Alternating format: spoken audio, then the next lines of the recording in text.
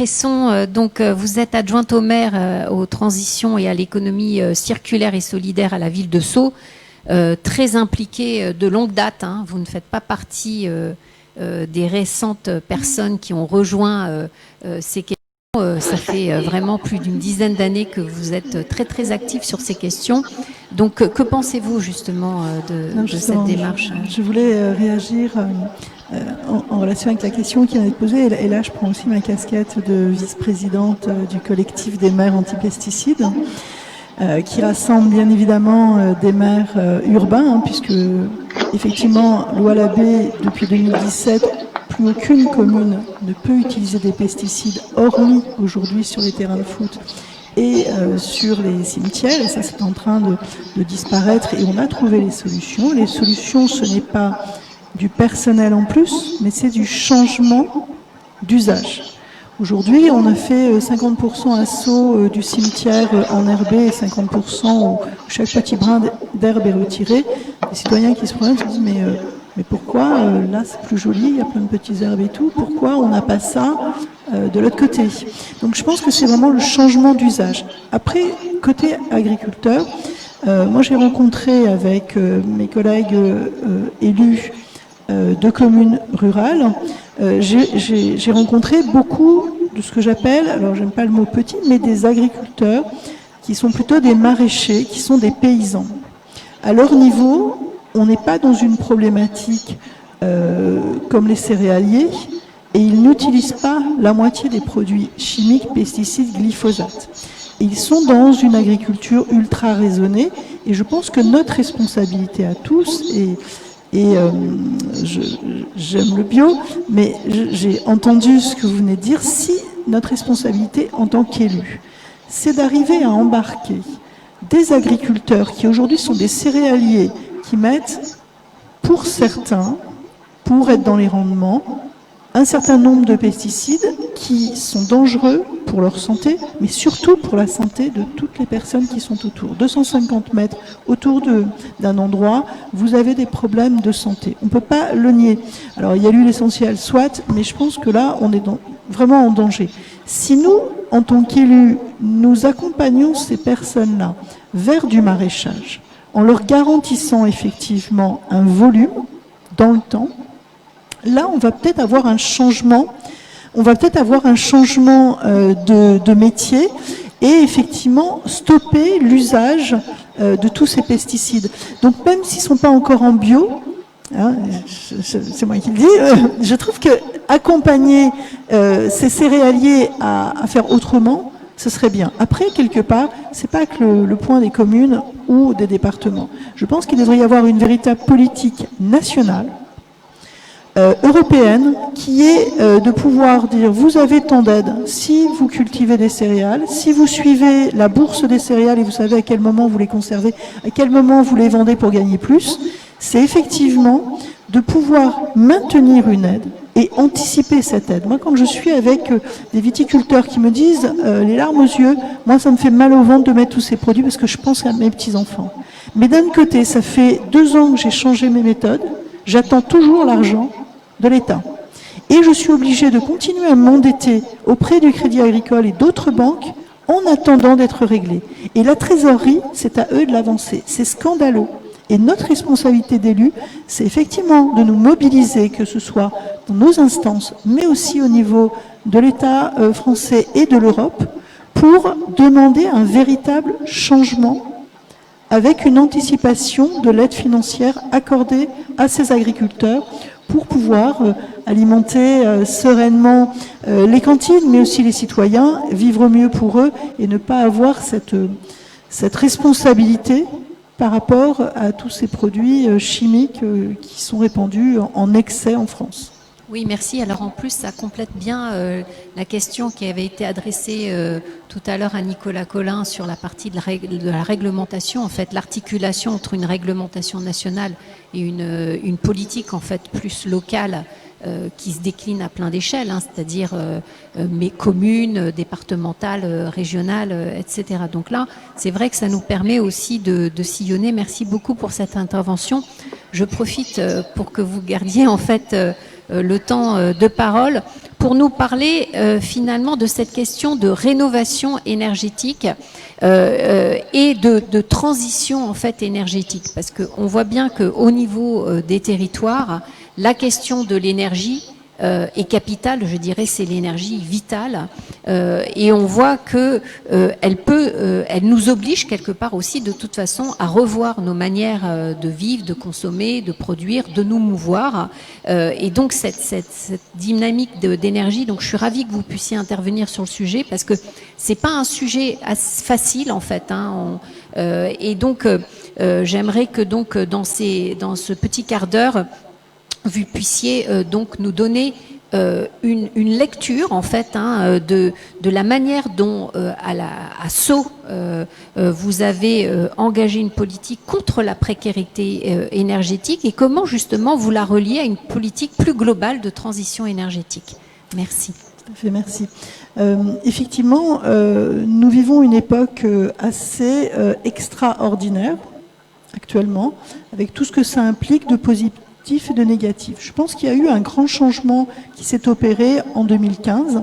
2015, c'est un certain nombre d'attentats qui ont touché la France, mais d'autres pays aussi, qui ont fait prendre conscience à tout le monde, au niveau mondial, que la notion de frontière n'avait pas de sens. À ce moment-là, 2015, ce sont les accords de Paris. Je pense que si les accords de Paris, moi je fais partie des gens positifs qui pensent que ça a été une véritable avancée, ça a été aussi la prise de conscience que le dérèglement climatique n'a pas de frontières, qu'on est tous égaux face à une inondation, un incendie, une tempête dévastatrice. Dans cette démarche-là, il y a eu, je pense, à cette période-là, un peu un alignement des planètes. Ça a été les entreprises qui ont compris que les modèles économiques non durables dans lesquels ils sont inscrits ne pouvaient pas être poursuivis. Pour une question de conscience, hein, je me regarde tous les matins dans la glace, je ne peux pas continuer dans cette logique-là qui n'est pas durable. Une conscience prise par les élus, parce qu'effectivement, chacun à notre niveau, nous pouvons porter une démarche de changement, de résilience, accompagner aussi les citoyens, et c'est d'autant plus facile de les accompagner quand là aussi, alignement des planètes, il y a aussi un changement de comportement. Ça peut être des attentes, ça peut être beaucoup d'interrogations, mais en tout cas, une démarche qui est de se dire on ne peut pas continuer de cette façon sans rien changer. On a du pouvoir avec notre carte bleue, on a du pouvoir avec notre carte d'électeur, et je pense qu'il y a eu vraiment un changement au moment de ces élections municipales. Ces élections municipales, elles se sont passées au cœur d'une pandémie. Là aussi, il n'y a pas de frontières. Riches, pauvres, à la ville, au champ, à n'importe quel endroit, tout le monde a été touché de façon égalitaire. Et d'un seul coup, la notion de local, la notion de proximité a pris du sens.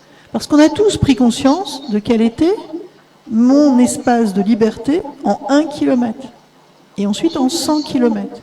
C'est aussi comme cela que la notion du local a pris une définition aussi sociale, parce qu'effectivement, je découvre les acteurs locaux qui sont mes voisins, mais aussi les acteurs économiques locaux.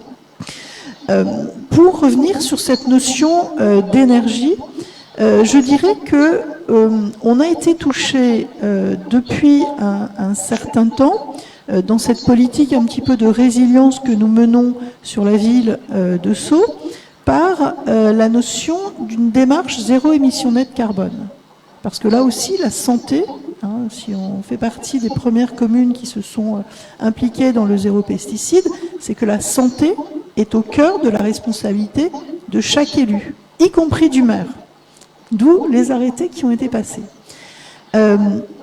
Aujourd'hui, donc, il y a cette réflexion pour qu'un certain nombre de communes, et les municipales ont accéléré cela, sur le fait que les communes partaient dans une démarche, dans des territoires de zéro émission nette carbone.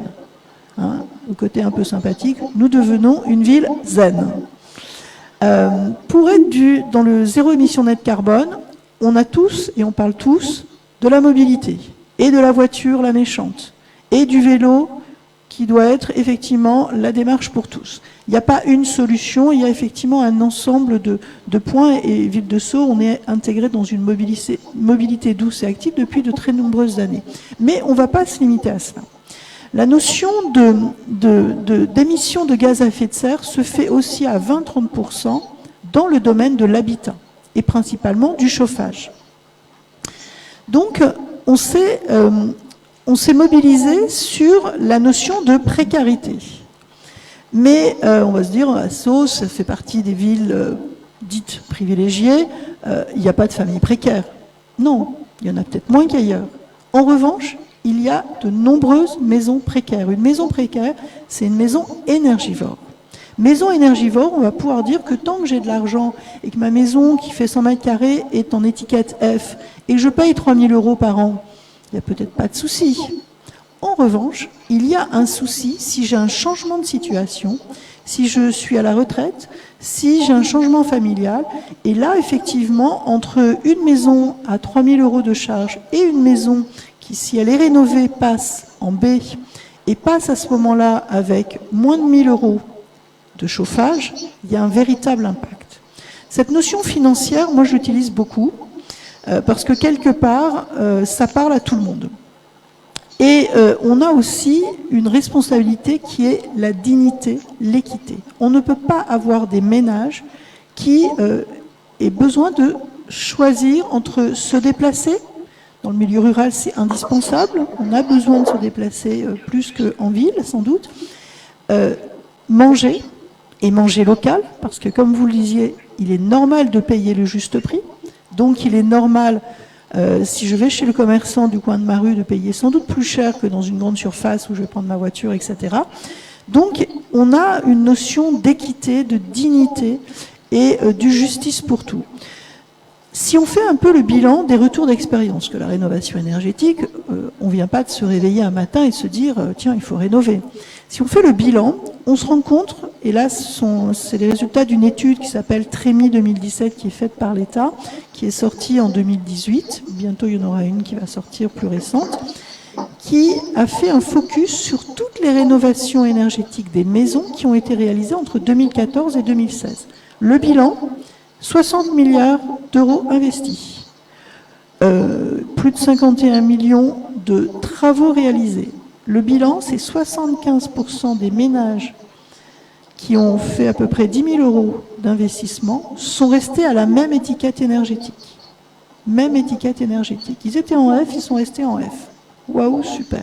Là, le montant qui a été mis sur la table, il a peut-être donné un mieux-être, un peu moins d'humidité, un peu moins de courant d'air, mais en tout cas, il n'est pas performant. Seulement 5% des ménages qui ont investi 26 000 € ont eu plus de 2 étiquettes de gagné. Donc leur maison est passée de F à D, voire à C et encore. Pourquoi? Parce qu'ils ont fait 3-4 bouquets de travaux. Donc ça signifie que si j'investis un peu d'argent tous les 2 ans, au fur et à mesure je refais quelques économies, eh bien, je ne vais pas avoir une maison performante. Elle va même pouvoir se dégrader. Donc ma maison précaire, ma maison énergivore ne progresse pas. En revanche, si je rentre dans une démarche de rénovation globale, là effectivement, je vais pouvoir faire grimper d'un seul coup ma maison de F à B, par exemple. Alors on se dit, mais une fois qu'on sait ça, pourquoi nous sommes toujours à ce niveau-là? Tout simplement parce que les freins sont des complexités techniques, administratives, pour monter un dossier, pour savoir effectivement si je suis dans quelle case, de quelle aide je peux bénéficier. Une fois que la partie financière est un petit peu définie, qui va me financer mon reste à charge? Si je suis une femme de 75 ans, propriétaire de ma maison, mais retraitée et je vis seule, aucune banque ne m'ouvrira les bras. Que ce soit pour un éco-PTZ, que ce soit pour n'importe quel prêt. Les gilets jaunes dans le milieu rural, c'était beaucoup de retraités, propriétaires de leur maison, mais qui n'arrivaient pas à s'en sortir financièrement. Dans les freins, c'est aussi les multiples appels. Et ce public-là est le premier à être embêté avec des appels chaque semaine, chaque jour. Pour 1 €, ils peuvent avoir n'importe quoi. et quelque chose qui va être dangereux et qui va empirer l'état de la maison. Donc il y a cette notion de confiance qui n'existe plus. Et effectivement, une des solutions de cela, c'est le remède, c'est développer, assurer de la confiance. Aujourd'hui, le maire, c'est celui qui est à portée de baffe, c'est celui que je croise chez le boulanger, je croise dans la rue, c'est une personne avec laquelle, globalement, et en tout cas en début de mandat, il vient d'être élu donc, j'ai confiance. Si le maire s'engage de façon audacieuse dans une politique de rénovation globale de son tissu pavillonnaire, je n'oublie pas l'habitat vertical, mais je dirais que depuis de nombreuses années, l'ensemble des élus se sont beaucoup mobilisés, des solutions existent. Aujourd'hui, au niveau national, les maisons ont été oubliées. Moi, j'ai entendu il y a quelque temps un ministre dire « Non, mais s'ils sont propriétaires de leur maison, ils n'ont pas besoin d'aide, ils ont les moyens de rénover ». Volonté politique locale ambitieuse, c'est un message fort et un message de confiance passé aux citoyens et aussi passé aux artisans locaux. Les artisans locaux, c'est un peu comme les agriculteurs. Ils sont obligés soit de faire des kilomètres et des kilomètres pour faire des chantiers, utiliser leurs camions pollués, et ils n'ont pas la facilité, et administrativement c'est aussi compliqué d'aller voir des maisons, de faire 10 devis pour certaines fois signer un contrat. Donc cette volonté politique, elle se traduit par mettre en place des interlocuteurs compétents au sein de la commune, c'est-à-dire un référent à la mairie. Il faut qu'il y ait une personne de la mairie, un agent de la mairie, qui soit à proximité des ménages, qui soit le point d'entrée. Il faut qu'il y ait un opérateur de proximité. Ce qu'on appelle l'opérateur de proximité, on a choisi ce nom-là parce qu'il a eu plein de noms. C'est les ALEC, Agence locale de l'énergie et du climat. C'est les points fer. C'est les points économie d'énergie. Ils ont eu plein de noms. Pour nous, c'est le tiers de confiance de proximité, l'interlocuteur privilégié du ménage entre l'idée de faire une rénovation, de faire des travaux, et la fin des travaux et l'accompagnement après les travaux pour éviter les effets rebonds. Donc c'est la mise en place de cette équipe. C'est ensuite avoir des artisans locaux formés, bon, ils sont RGE, ils connaissent leur métier depuis 20-30 ans, mais nous, ce que nous souhaitons, c'est qu'ils soient labellisés parcours de rénovation énergétique performant. Ils sont labellisés, ça veut dire quoi ce label ? C'est rien de... c'est pas une contrainte particulière, hormis celle de se réunir, comme vous le faites avec vos artisans, et bien de réunir des artisans locaux qui travaillent déjà en équipe, qui se connaissent, et de dire il faut que vous appreniez finalement à travailler peut-être plus ensemble. Lorsqu'il y a un changement de fenêtre et une isolation, se dire tiens, je vais aussi faire appel à mon collègue qui fait la toiture et puis qui fait le sous-sol, etc., etc. C'est ce travail d'équipe. Ce travail d'équipe, on ne l'a pas inventé. On s'appuie sur des experts de ce sujet depuis de très nombreuses années. C'est le réseau d'Orémi, de l'Institut Négawatt. Ils ont plus de 10 ans d'expérience sur la constitution d'équipes d'artisans et de travail en équipe, avec plein de trucs astuces. Alors, il serait malade s'il m'entendait parler de trucs et astuces, parce que ça va beaucoup plus loin que ça. Mais effectivement, comment je peux installer une fenêtre avec un espèce de joint qui va éviter qu'il y ait un trou d'air avec le mur, la bonne épaisseur, etc. Ça, c'est vraiment l'apprentissage. Quand j'ai aujourd'hui des artisans assos qui me disent, ils ont 20-30 ans d'expérience, franchement, on est venu parce que globalement, on voit l'apport que vous pouvez nous faire si on vous suit, parce qu'effectivement, vous nous apportez des chantiers sur un plateau, mais on ne pensait pas apprendre quelque chose. Et quand on se rend compte que, tiens, on pourrait faire mieux, on pourrait apporter plus de performance par telle ou telle méthode, là, on est sur le bon chemin et on se rend compte que la volonté politique que nous portons, elle a effectivement une véritable réalité et les partenariats que nous avons montés sont justes. Et c'est aussi, à la fin, faciliter le financement du reste à charge. Notre opérateur de proximité, il va accompagner le ménage. Il va savoir de quelle prime rénov' le ménage fait partie. Il va pouvoir mutualiser, accompagner aussi la gestion des C2E travaux. Parce que quand un ménage se retrouve à devoir envoyer des dossiers, on lui demande 3 fois les justificatifs pour à la fin, il a investi 30 000 euros, il touche 2 000 ou 3 000 euros de ces 2 travaux, je pense qu'il y a une certaine déperdition. À partir du moment où l'opérateur de proximité mutualise les dossiers, aide à la réalisation de ces dossiers et que l'on a une convention avec un certain nombre d'obligés sur lequel, là aussi, comme ce que je rêverais pour les agriculteurs, ils règlent en temps et en heure ces 2 travaux, là on lisse un certain nombre de problèmes. Donc le parcours de rénovation énergétique performant, c'est vraiment un écosystème vertueux qui est gagnant pour tous. Gagnant pour les ménages, gagnant pour les artisans locaux, gagnant pour la commune. Parce que si on a une commune avec des quartiers pavillonnaires qui sont en forme, des ménages qui ont regagné du pouvoir d'achat, qui peuvent consommer localement, des artisans qui ont effectivement, qui se développent et un tissu qui devient de plus en plus attractif, on a une ville attractive. Globalement, au niveau de cette... j'ai peut-être pas beaucoup parlé du financement du complément, hein, du reste à charge, puisque je parlais de ma petite dame de 75 ans qui avait du mal à avoir un prêt.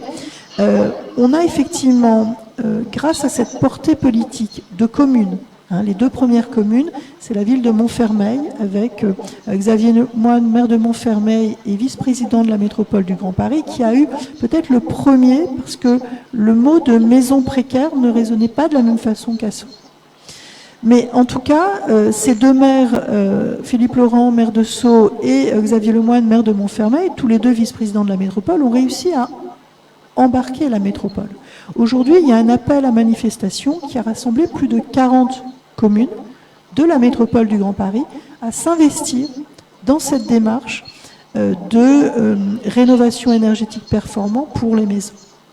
Et parce qu'on a cette masse critique, on a à ce moment-là des acteurs bancaires, tels que le groupe La Poste, qui se disent, bah, écoutez, si on est sur des volumes de ce type, puisque chaque commune s'engage à minima à être sur 40 à 50 maisons rénovées par an, bah, on va peut-être pouvoir réfléchir à réellement ouvrir des éco-PTZ.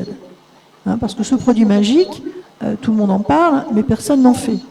Donc là, on va pouvoir enclencher quelque chose. Et puis, on a aussi des banques coopératives comme la Nef, qui, eux, ont un discours d'engagement éthique et une éthique qui se disent, on parle, on fait des choses pour les agriculteurs, pour les commerçants, allons plus loin, facilitons le développement des artisans locaux et accompagnons les ménages pour effectivement un financement sur 18 ans avec des mensualités très basses, peu ou pas de garantie, pour que la rénovation puisse être massive et qu'il y ait un véritable changement d'échelle. C'est vraiment l'ambition que nous portons à notre niveau, un tout petit niveau, le niveau local, mais qui d'un seul coup est devenu en dehors de nos communes, c'est la métropole, qui aujourd'hui touche les régions. Donc ça, c'est effectivement l'exemple qu'un certain nombre d'actions locales peuvent avoir un impact au niveau global non négligeable. J'ai peut-être dépassé mon temps. Non, non, pas du tout. C'est passionnant. Pardon, c'est passionnant. Et j'ai en vous écoutant, en fait, je repensais à la dernière étude que je viens de lire de Carbone 4, qui a travaillé sur des scénarios sur justement comment, à l'échelle finalement des ménages, à la fois individuellement et collectivement, on peut ou pas réussir et à quelle vitesse on peut réussir à réduire notre impact carbone.